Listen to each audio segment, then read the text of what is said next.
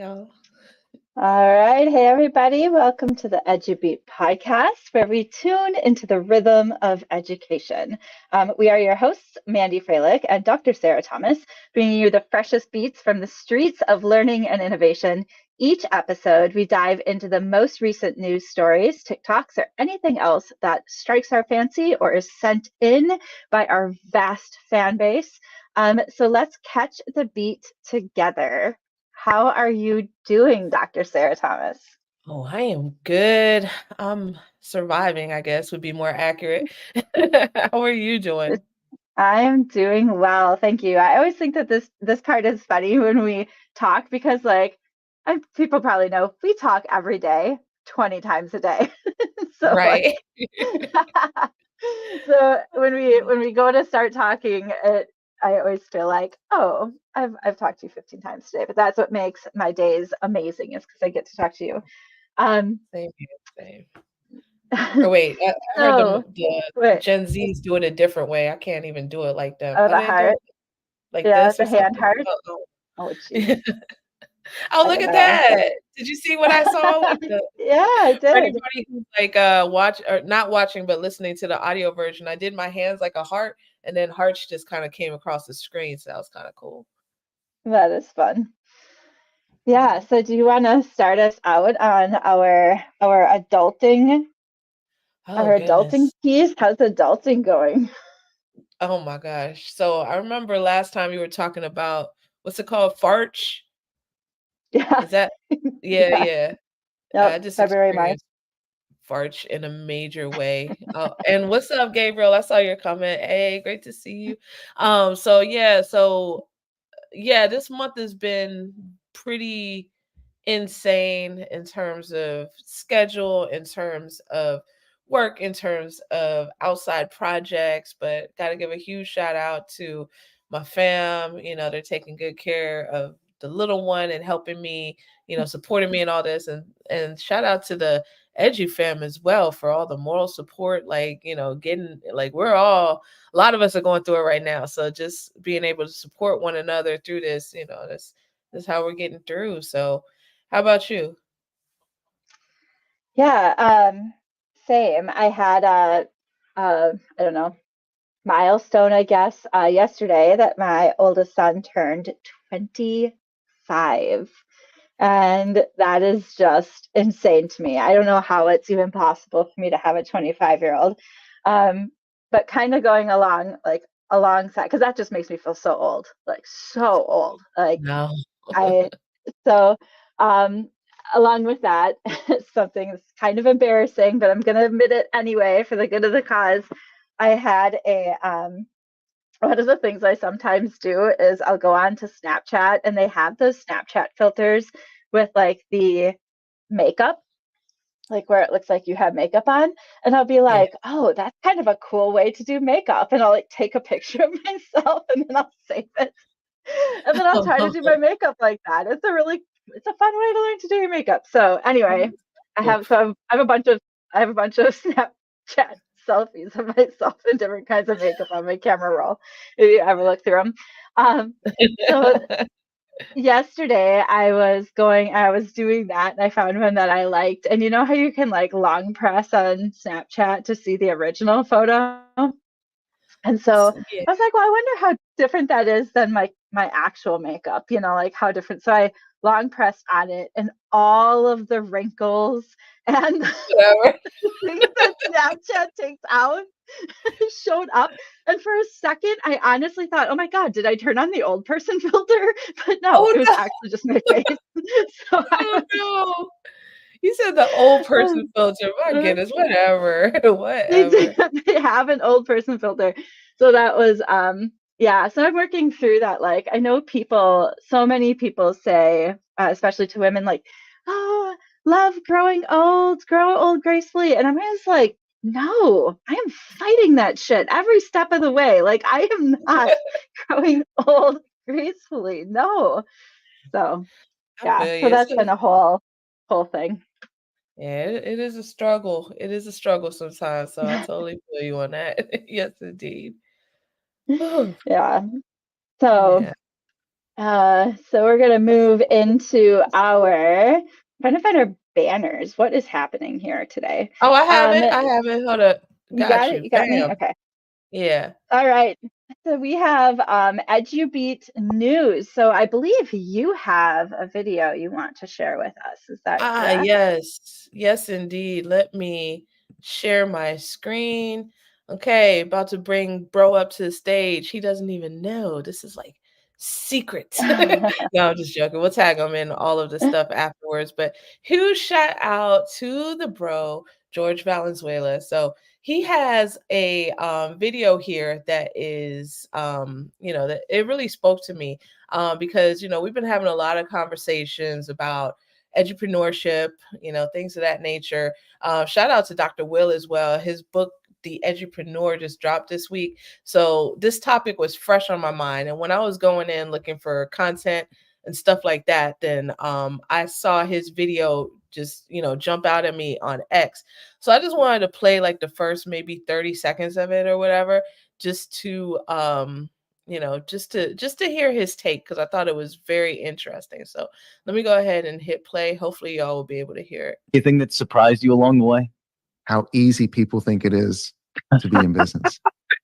A lot of people that I've seen don't take the time to look at what the consumer needs or what's important to stakeholders and to consumers and what the pain points are. Instead, they focus on what they like to do and what they think is great, and also on how great they think they are. And they put that out. I want to dive into the business side of things with you as you have Sure. a dynamic business going where you're doing all kinds of great work.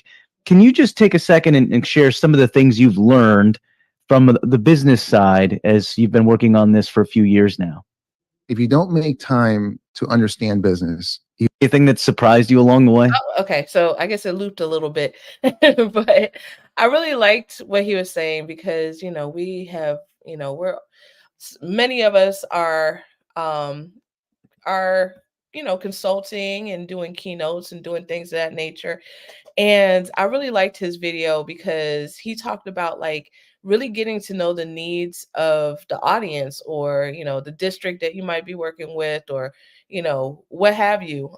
Because we all are passionate about what we do. We all think that it's awesome.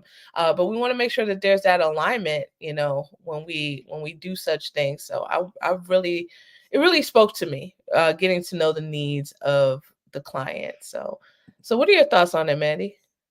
Yeah, absolutely. I love that. And I think, like I've said a million times that I think people, because I think besides how do we stop teacher attrition, I think how do I be a consultant was like the number two question I got asked during the pandemic almost constantly. And people would say to me, I don't know if I have enough information or enough knowledge or enough expertise or whatever it was. And my response was always, you probably do. Like I would say that most people have something that if they're thinking about going into the field and they're passionate about something and they want to share something and something's gone well, they probably do. Where I believe that where consultants get hung up or like small businesses in education, where they get hung up is that they don't learn the business side of what they need to do. And I've said to this to so many people, quit reading education books. You want to be a consultant, start reading business books. Like education, or you wouldn't be thinking about going into consultancy. Read less education books than you do business books to get started and figure stuff out. And Dr. Will's book, his book and his workbook are brilliant. Even being a consultant like when I first read his book, I was a consultant for full time for 3 years, but had been a consultant total for about 8. And I still learned so many things that I was taking notes and just doing the initial review. So if anybody's thinking about going into that field, his documentary is great because he has the Edupreneur. That's fantastic as well. But the workbook and the book are really really worth buying. Yeah, for sure. Huge shout out to Dr. Will on that. So if you're in the Facebook community, on our YouTube page, or on our X Twitter, then you can find the launch video from a few days ago with him and him talking more about it. But yeah, really, really cool stuff. All right, so I'm gonna pass the Yeah, mic over to you. What do you have, Mandy?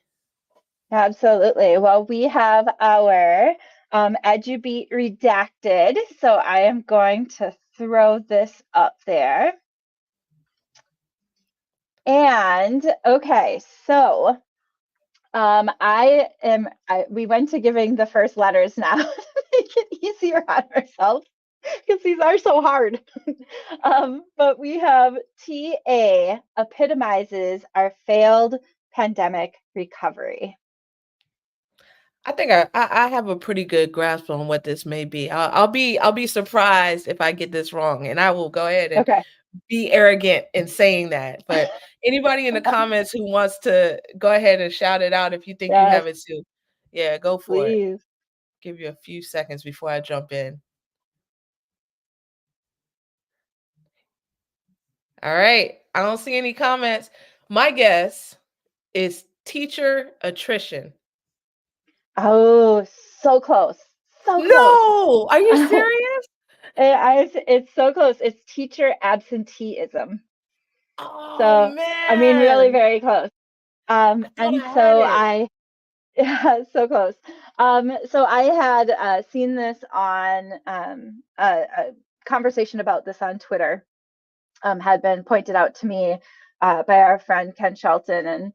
And so it was a really interesting blog post. It says districts struggling to provide basic information, schools stuck in a downward spiral of lost purpose. If you need a snapshot of our education crisis, this is it. And I think it's a really, really interesting article from the standpoint of that the blog post author. His name is Tim Daly, Daly, and the blog is called educationdally.us. He goes through and he actually calls districts to get what their data is on their teacher absenteeism. And so it was like, according to some state data in Illinois, 71% of Illinois districts have teachers missing 10 plus days than was the case in 2017 and 2018. So 71% of districts have more teachers missing, which makes sense because people are burnt out and they're trying to recover from that. But really saying that the fact that teachers are absent more often is really just a symptom of this greater issue that we have in education, where things are kind of falling apart. And and we want to blame a lot of different areas, but it's a systemic issue. And then he goes on to talk about how schools have lost their sense of purpose. I don't know. I think where he's going with that is he's saying, like, so many things have changed that we're struggling to figure out exactly what it is we're doing. I've kind of been saying for the last few years, with the whole discussion of, do people know their why? I think in a lot of cases, people do know their why. They just don't think they can do their why in their current circumstances.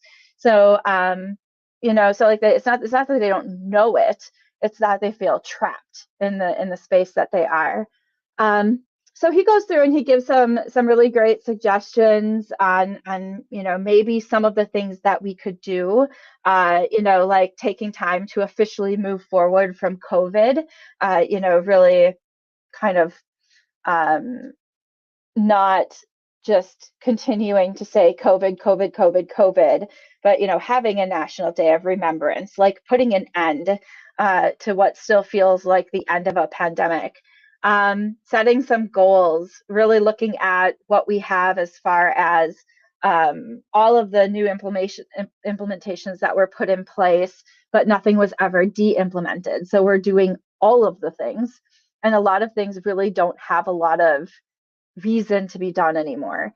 And he goes on to give 3 more really great suggestions. So if anybody has the opportunity, I highly recommend checking this out. Again, it's educationdally.us. and its teacher absenteeism epitomizes our failed pandemic recovery. Do you have any thoughts on that, Sarah? Yeah, that is fascinating. Like, and it's funny that the author had mentioned about COVID, because that was initially the thought that was going through my mind, because I was just like, oh, there's surges, a lot of times, and people are out, because it's still out there. Like, it's not a pandemic anymore, but it's still out there. But Mhm. it's really making me kind of think, and it's something that I'm gonna definitely need to read it, and just kind of wrap my mind around it. Mhm. Because I feel like in my mind I might still be in that space myself. So yeah. Yeah. And I think one of the things you said is not so much moving on from like the physical piece of it, because he knows it's still out there, but more from the emotional side, or like the how can we take this thing that's happened and kind of put an end date on it, so that we can start healing and move forward and all of that kind of stuff, instead of it feeling like this ongoing traumatic event that we're just not shaking.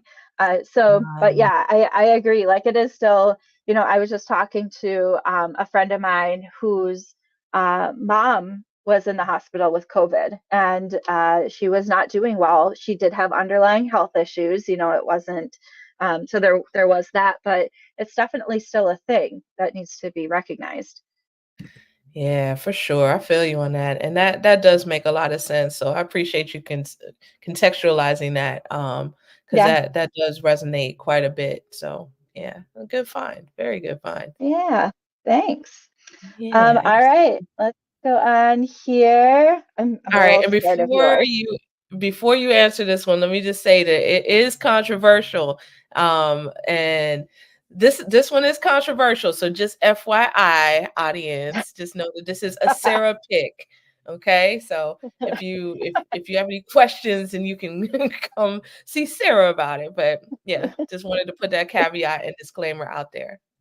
If we can do controversial things. Education We is can. controversial. We can. We can. Okay.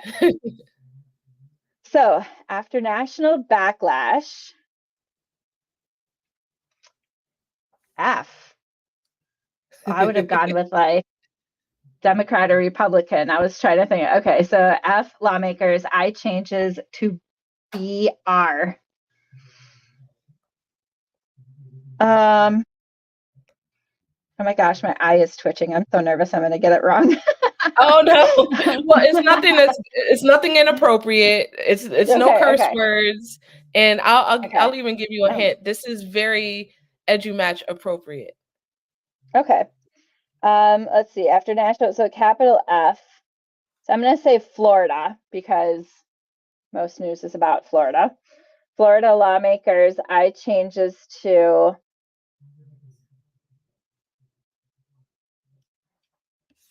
oh my gosh. Uh Starts with R.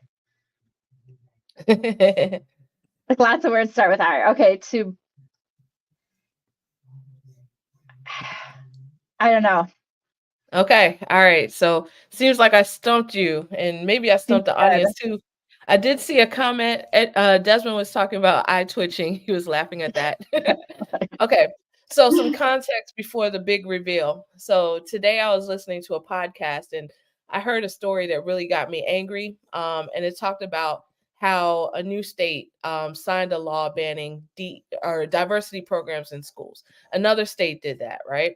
And I was just like, well, wait a minute. I read something like a while ago that was talking about how some of these states are starting to roll theirs back. And that made me kind of Mm. happy. So I wanted to share that. So you did get the first word correct. Florida lawmakers, let me see, I got to pull it up. After national backlash, Florida lawmakers eye changes to book restrictions. So this is an article. Oh. Yeah, this is an article by Politico, and pretty much it's talking about how some lawmakers acknowledge that they created a logistical nightmare that they're trying to rein back in. They say that they are going to allow schools to charge people a fee if they want to object to more than 5 books. They are talking about, let me see, I'm just kind of scrolling down as I'm reading, how some people said that it went too far. Some people who were proponents of it. I think that any of it went too far personally. That's my opinion. Like it even being on the table was too far. But they a lot of them are talking about rolling it back, and that made me kind of happy to read this article. So I'll drop the link if you're watching live, and I'll post it here, and I'll also post it on the show notes if you're listening later on. But very interesting article. So what are your thoughts on that, Mandy? Yeah, that is interesting. So Florida lawmakers are eyeing changes, and oh my gosh, lawmakers backpedaling? Who would have thought? Um, so Right. especially Florida lawmakers. But yeah, I mean, I agree. There are so many places in education where lawmakers do not belong. And the book restrictions was definitely one of them. I was actually watching Footloose, like the original Footloose, Oh, was the movie? on yeah, it was I was on TV the other day.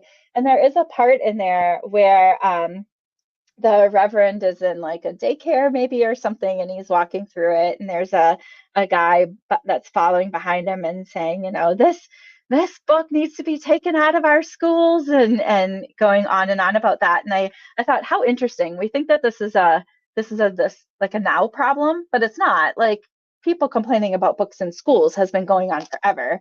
The difference was, at some point, it became a political issue, and some lawmaker at some point decided that this was going to be their platform, and that's what's made it different. So I think I don't agree with lawmakers being anywhere near anything like this, but it's not that far away from them talking about banning TikTok either. um, they, like, for whatever reason, this place where we're supposed to have this free speech is turning into something that, where things are being so regulated that we don't have access to certain things that, um, that we should have access to. So um, I just think that in the grand scheme of things, they should be focusing efforts on things that really matter. Lowering the cost of a bag of chips from $8, for example, or something a tad more useful than taking a look at books in our schools. So, any other thoughts that you have? Yeah, yeah, the whole anti-diversity movement, that just it just infuriates me, and it makes me extremely sad. It doesn't surprise me at all. And when I heard the news this morning about that other state doing it, then I was just like, oh, here we go again. But I just Oh, that was this morning. I that didn't was this realize that. morning That that was oh, okay. oh, not this headline. This headline is actually from this headline is from January, but the one from this morning was about a brand new state where the governor signed a law banning diversity programs in schools. So, that started the day out on the wrong foot.